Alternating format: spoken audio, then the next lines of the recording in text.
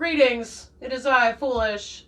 Welcome to the post office. I will be your extra long line today.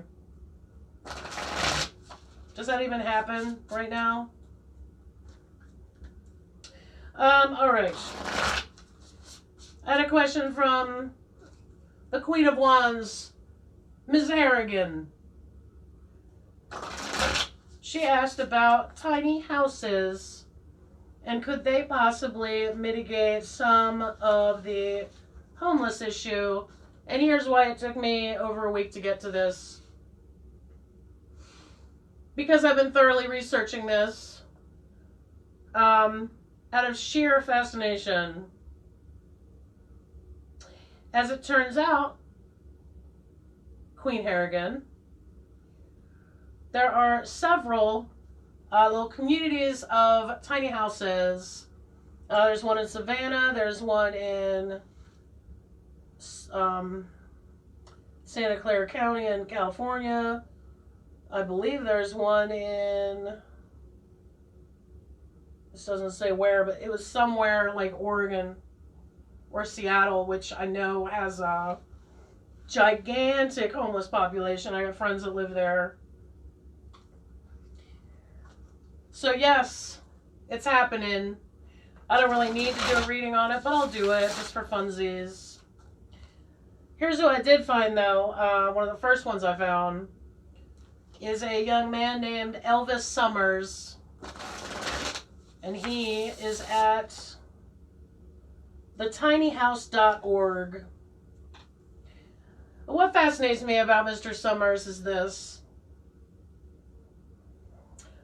He has a mohawk in most of the YouTubes and articles that I found about him, and that is exciting because this is actually, I am not a punk, but many of my friends are punks, and I've been around punks for decades now. There's like a punk ethos that I think every group, well, almost every group of humans really has like one or two things about them that might actually work out for other groups of humans or perhaps even individuals. The punk ethos, and I'm not trying to speak for punk, okay? Listen, I'm not one. I'm just saying what I've observed is a very DIY, collective effort, okay? Barter, all right? Less money, the better. Bartering, trades, bartering items, not cash, okay? For an example, C Squat in New York is probably the most famous squat. Was like what do they call those?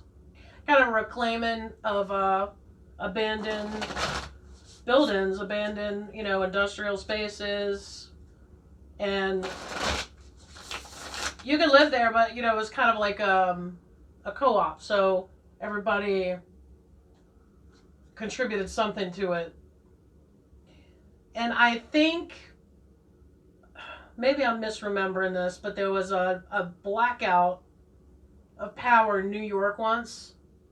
It was some years ago. I believe it was New York.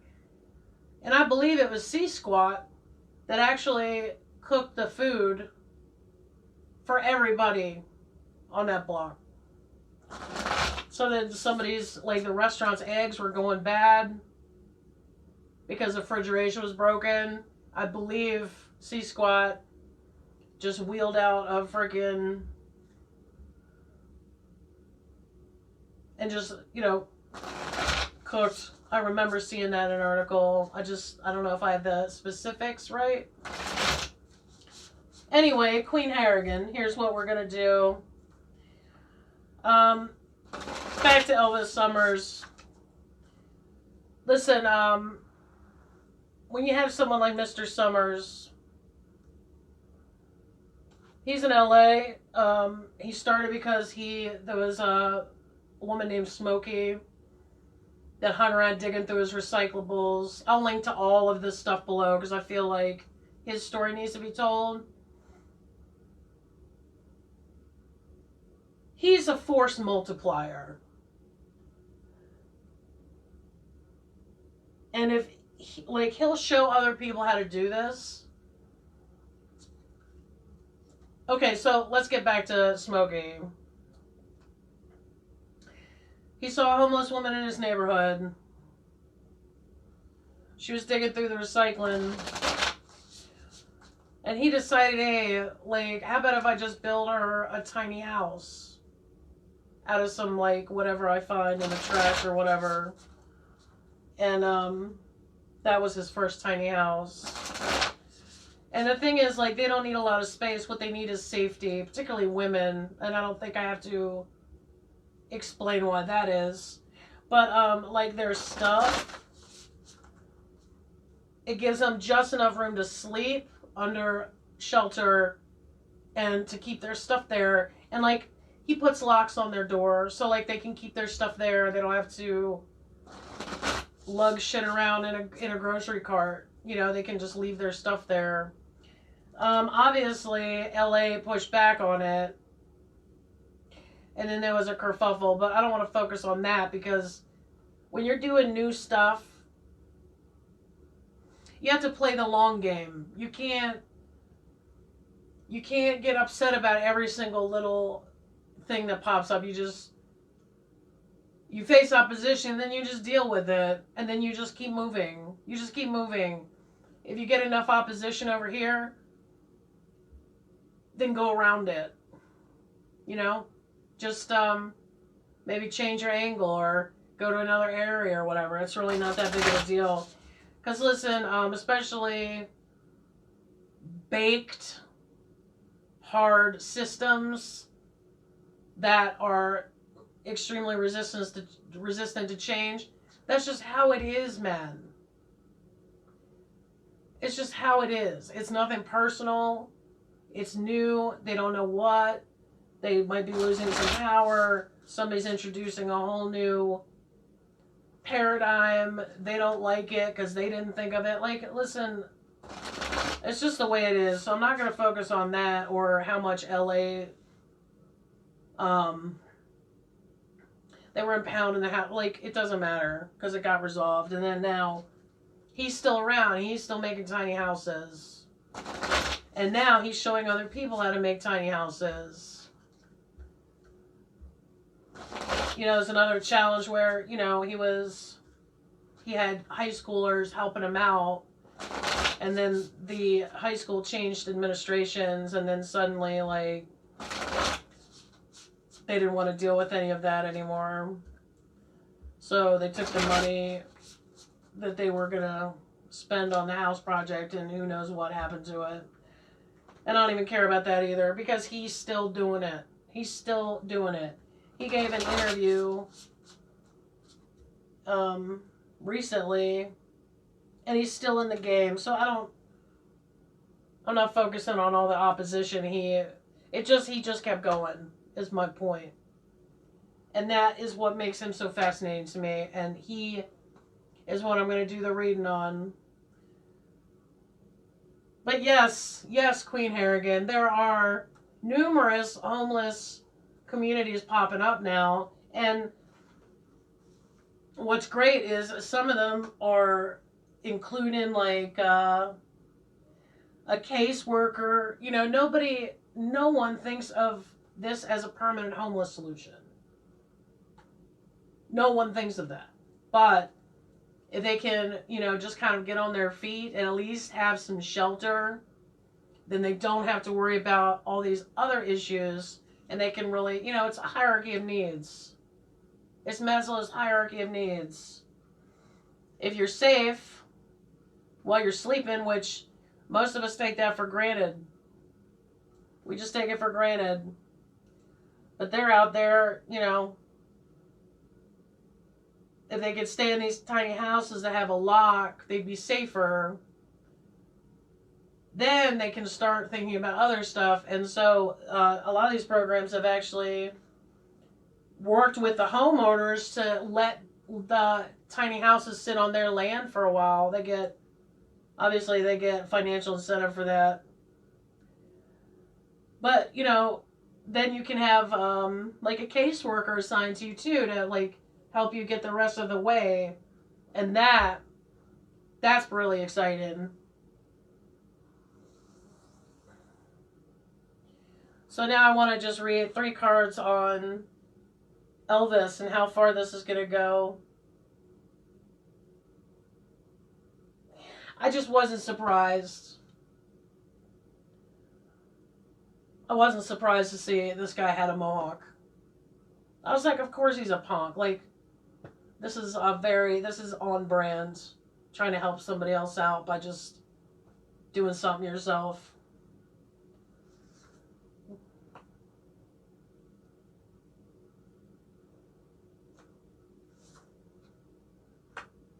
Interesting. Oh. And he's a great guy too. I was really interested. I enjoyed watching his interviews. Okay, so we have 6 of Sticks. But thank you for that question, Queen Harrigan, because that provided a lot of opportunity to really research this, learn more about it. I love to learn. So if you got any other questions like that, I am happy to oblige. Oh, look at this. Interesting. 6 of Sticks. Reversed. Failed attempt at success. Negative feedback. Bad reviews. Seeking approval. Motivated by wanting praise. Adoration. Fame. Getting no recognition for an accomplishment. Well, yeah, that's actually kind of how he started out. But obviously it wasn't enough to dissuade him because he kept going. He kept going, and he's still going. And now he's showing other people how to do it. So I'm sure that was some of that on his behalf, just a little bit. We all have parts in us that, would like to get the brownie points. Page of Pentacles, this is right on. Starting a new project or job. A new investment, venture, or financial opportunity, exactly. A new health-related regimen, beginning to turn your dreams into a reality.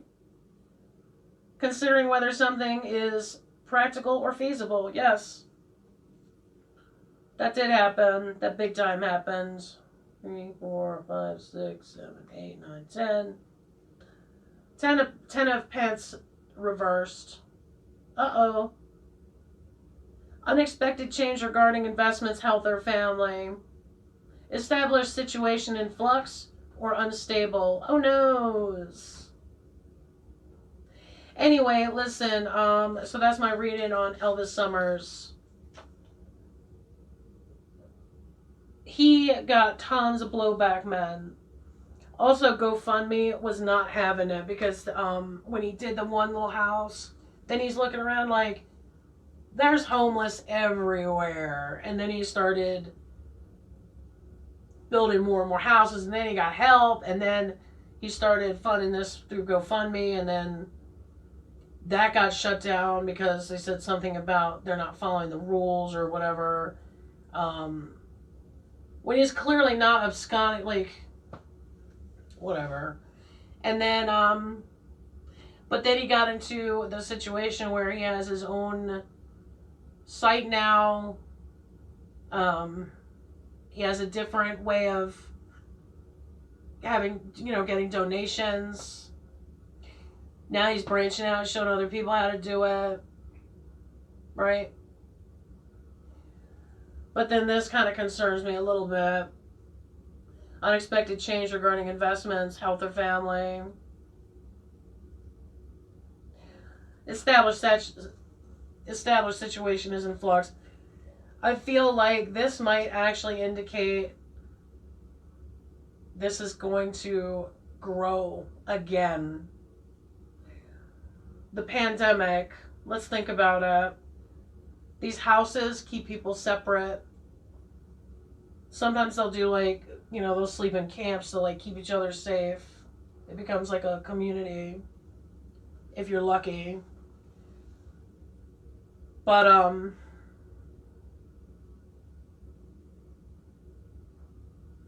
I could see in the pandemic, you could even really use these houses for quarantine as well. Like, let's say